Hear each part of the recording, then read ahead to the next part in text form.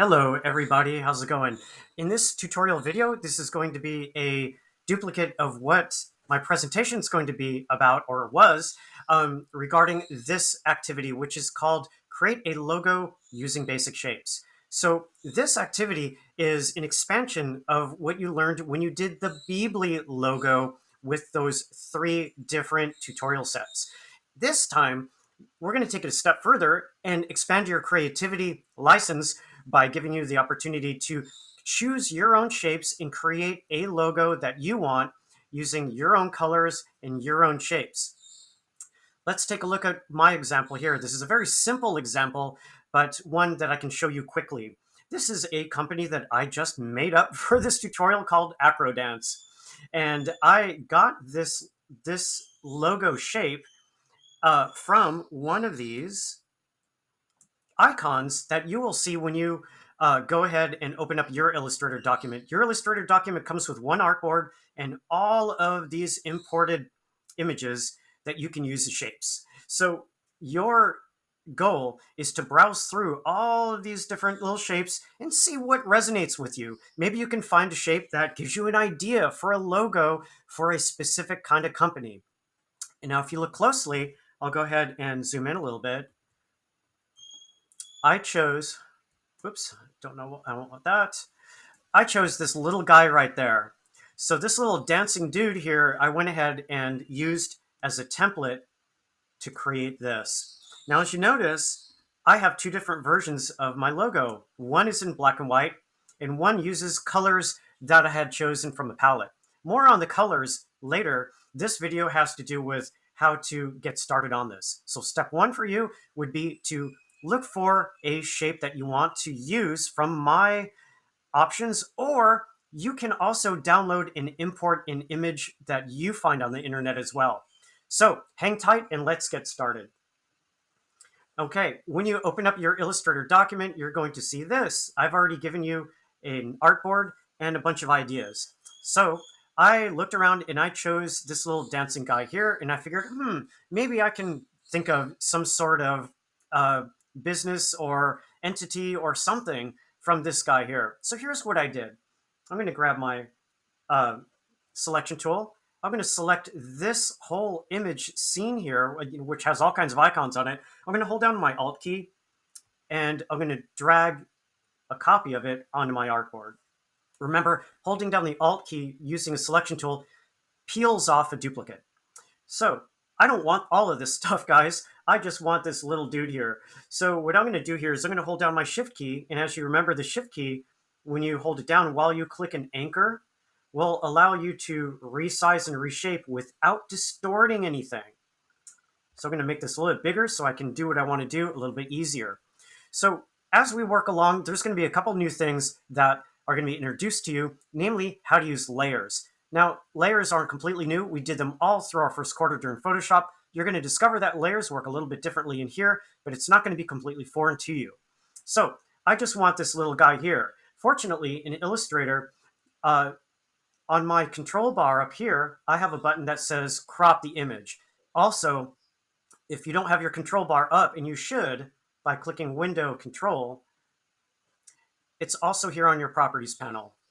And right here I have a button called Crop Image. So I'm going to click that.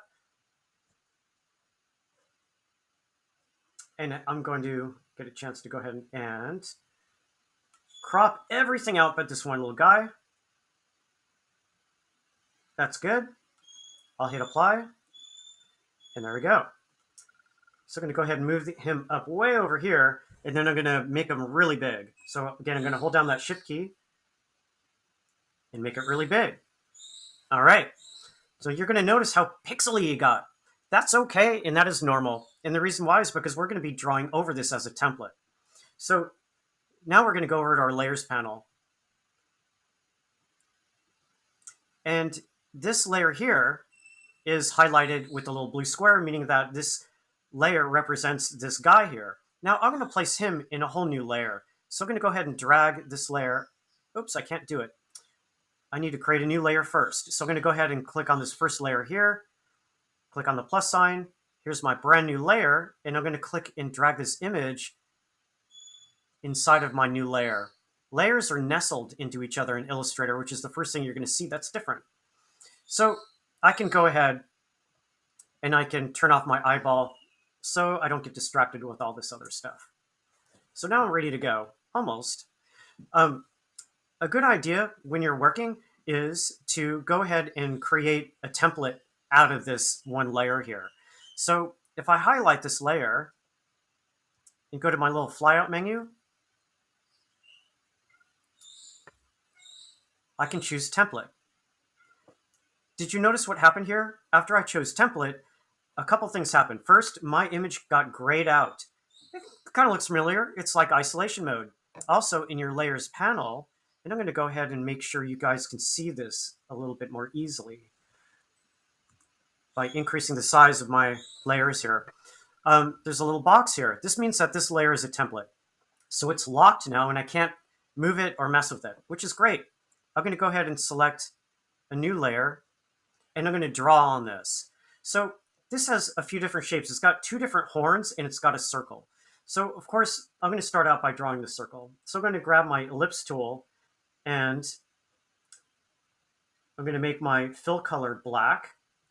I'm going to double click on my fill color. And I'm going to go ahead and draw my ellipse. Holding down my shift key because I want a perfect circle, I'm going to go ahead and draw. I'm going to approximate the size.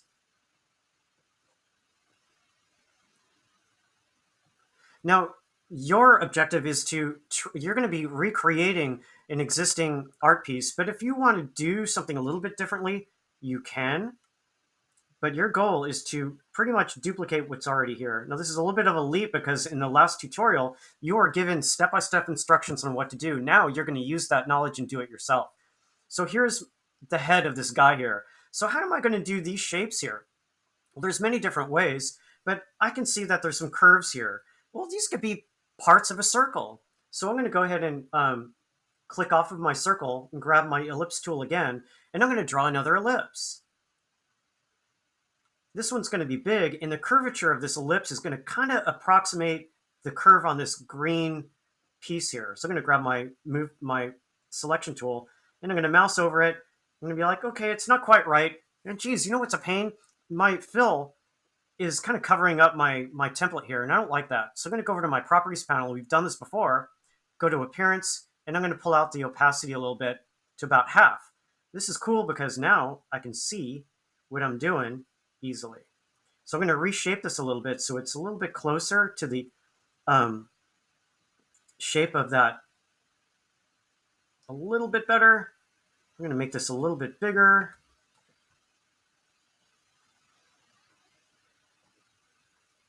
Maybe pull this up a hair. There we go. That's pretty darn close. So now I'm going to go ahead and duplicate this shape. So I'm going to go ahead and scooch down a little bit. Click on my shape, hold down my, what is it key? It's the Alt key. And I'm going to click and drag a second shape. This one's going to approximate the other curve there. So I got to do some reshaping here to get it to align to this pixely thing. And there we go. So clicking off here so you can see, my objective was to kind of mimic the curvature of this green piece here. This is kind of like supposed to be the icon of the guy's legs, right? So I'm going to go ahead and I'm going to activate both of the shapes and grab my shape builder tool. Now this time I'm going to do something a lot more simple. As I use my shape builder tool and scroll over, this is the only piece I want. I don't want anything else. So I'm just going to click and drag over that piece, go back to my selection tool, click off, and I'm going to go ahead and delete all the pieces that I don't want. There.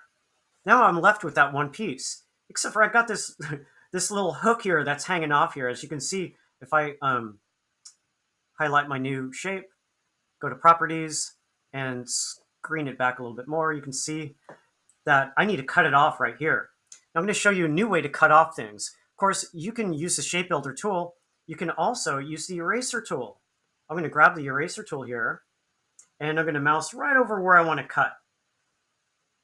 And then I'm going to hold down my shift key because I want to click and drag a straight line. So I'm going to click my mouse and drag.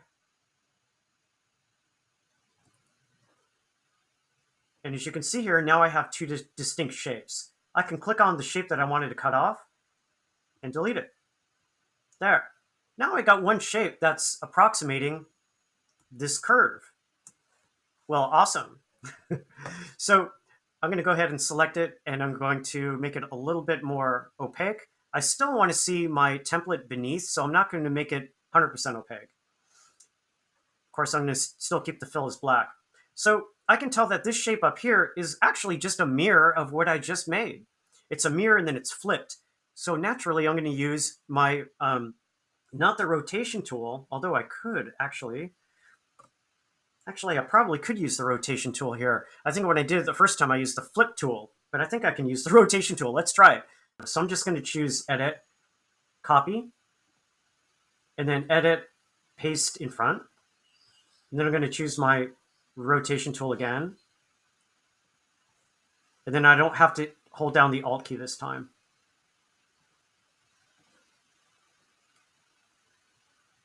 There we go. Now I got my two pieces.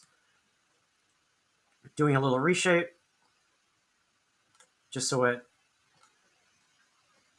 is rotated the way it should look and then moved about right. Cool, there we go. Okay, so at this point, guys, I can go ahead and increase the opacity. Remember, we're making our logo in black and white first.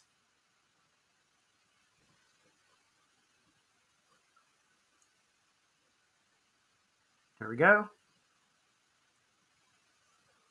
Okay, let's go. The next thing I want to do is I want to group all these elements so I don't accidentally move something and then get all aggravated. So I'm going to go ahead and I'm going to just draw a marquee that touches all three elements. And the shortcut is Control G. G stands for group. Now they're all grouped, and I can move it all as one unit. The reason why I grouped it is because I'm going to hold down my Shift key and I'm going to reduce the size. All right, I'm going to go to my Layers panel, and as you can see here, my template is below my new piece of artwork. I'm going to go ahead and I'm going to click on my template icon so I don't see it any longer, because I don't need it any longer. All right, cool. So when I was looking at this logo, I was like, okay, I don't know what to call this company. And I thought, well, it's some guy that's dancing. He's doing a jump. It's acrobatic. And it kind of feels like he's dancing too. Why don't I make up a company called Acro, for acrobat, Acro Dance? So I said, what the heck? Maybe this can be a dance production company. So I started, I'm going to call it Acro Dance. So I grabbed my text tool and I'm going to go ahead and click on here. It gives you placeholder text, which I'm going to go ahead and replace with Acro Dance. I made it all one word, grabbing my selection tool and holding down the Shift key. I'm going to make it bigger. There we go. Of course, I think this font stinks, so I'm going to double click on it and I'm going to go back to my properties panel. I'm going to widen this so you can see this a little bit better. Hopefully,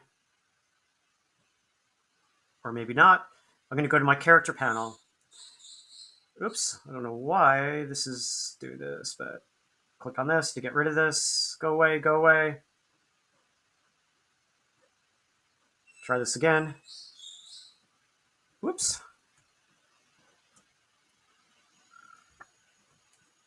Oh, I know why it's doing that. I keep on clicking on here. It's not what I want. Okay, I'm going to go ahead and double click on my text again and bring up my properties panel, go to the character section, click on the downward arrow. So I got all my fonts here. These are all fonts that exist on my computer. There's also a massive library of fonts that you can grab with your Adobe account, which I'm not going to go over right now. I'm going to go over to filters and I'm going to click on this little down arrow menu and we got properties.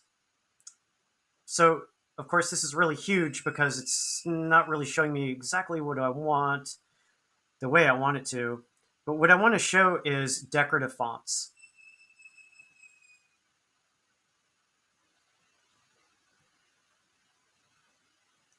And it's not showing me many decorative fonts here. So I'm going to go ahead and I'm going to clear that.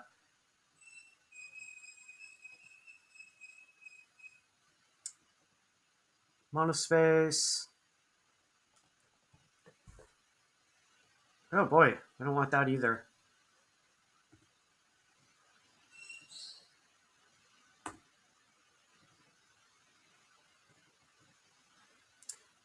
Now on your computers, you have a lot more fonts than I have. I'm going to go ahead and see if I can move this over. I don't know why, but I can scroll. Oh, there it is. Okay, so here's my script that I want. Ta-da! Now I can tell that the D and the A is the spacing is way too big. I'm going to worry about that in a minute. I'm going to split this by highlighting dance. This is just an artistic decision. And I'm going to hit Control X to get rid of it, deselect, and Control V to paste it. This makes these two elements of the word acro dance into two different words. I'm going to place acro inside so it's kind of really close to this logo or the artwork portion. Holding down my shift key, I'm going to make it a little bit bigger. And I'm going to go over here to dance. Going to my text tool, I'm going to go ahead and click in between the letters D and A. And I'm going to go over to my kerning, and I'm going to see if I can reduce that a little bit. There we go. That's a lot better. So yeah, sometimes it just doesn't work the way I want it to. So what I did lastly, as you saw my color version, is I did a little bit of a warp because I figured dance is very flowy. I don't want my text in a straight line. So this is what I did. I chose Make with Warp, clicked on this, and I chose Arc. And I messed with my arc a little bit to make it a little bit more flowy. So I want a little bit of a curve there. I'll keep that. And I did the same with acro. So I'm going to go ahead and select that. Select my same warp option. Only this time it's going to go in the other direction. And there we go. It turns out this is a little bit big, so I'm going to go ahead and shrink this puppy down just a little bit. Acro, and then dance. There. So there's my black and white version of this logo. In the next section, I'm going to show you what you can do in order to grab a predefined color scheme and apply it to your new logo. And you're going to be doubling this and placing it on the bottom. All right, good luck, guys. Have some fun, and we'll see you in the next video.